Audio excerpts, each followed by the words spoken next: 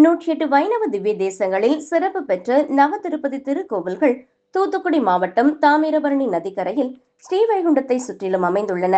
இக்கோவில்களில் நவராத்திரி விழா, வைகுண்ட ஏகாதசி, தேரோட்ட திருவிழா, புரட்டாசி வழிபாடு, பிரம்மோற்சவம் போன்றவை சிறப்பாக கொண்டாடப்பட்டு வருகிறது.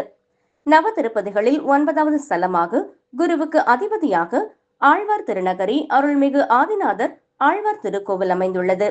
பழமையும் பெருமையும் உடைய இத்திருக்கோவிலில் வருடத்திற்கு 4 பிரம்மோற்சவங்கள் நடைபெறுகின்றது. பங்குனி சித்திரை மாதங்களில் மூலவர் ஸ்ரீ ஆதிநாதருக்கும், மாசி வைகாசி மாதங்களில் சுவாமி நம்மாழ்வாருக்கும் பிரம்மோற்சவ திருவிழா ஆண்டுதோறும் சிறப்பாக கொண்டாடப்பட்டு வருகிறது. இதன்படி இந்த ஆண்டிற்கான அருள்மிகு பொலிந்து நின்ற பிரான் சித்திரை பிரம்மோற்சவ திருவிழா இன்று காலை 6:45 மணிக்கு மேல் 7:45 மணிக்குள் மேஷ லக்கணத்தில் கொடியேற்றம் நடைபெற்றது. இதற்காக நேற்று மிருட்சங்கிரகணம், அங்குரார்ப்பணம் நடைபெற்று சேனை முதல்வர் வீதி புறப்பாடு நடைபெற்றது. இன்று அதிகாலை கோவில் நடை திறக்கப்பட்டு விஸ்வரூப தரிசனம், காலை சந்தி பூஜைகள் நடைபெற்றது. தொடர்ந்து கொடிப்பட்டம் மாட வீதிகளில் வலம் வந்தது.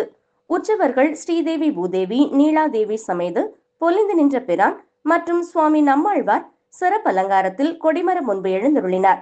திருக்கோவில் முன்பு அமைந்துள்ள கொடிமரத்திற்கு அர்ச்சகர்கள் புண்ணியாக வாஜனம், கும்ப பூஜை, அபிஷேகங்கள் நடத்தினர்.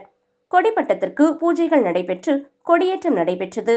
கொடிமரத்திற்கு தர்பை புற்களாலும் பட்டு வஸ்திரங்கள், மலர் மாலைகளால் அலங்காரம் செய்விக்கப்பட்டு மகா அரத்தி காண்பிக்கப்பட்டது. இந்நிகழ்வில் ஆழ்வார் திருநகரி எம்பெருமானார் ஜீயர் சுவாமிகள், ஆச்சாரிய புருஷர்கள் கலந்து கொண்டு பிரபந்த பாராயணம் செய்தனர். பின்னர் தேர்கால் நடும் நிகழ்வு நடைபெற்றது.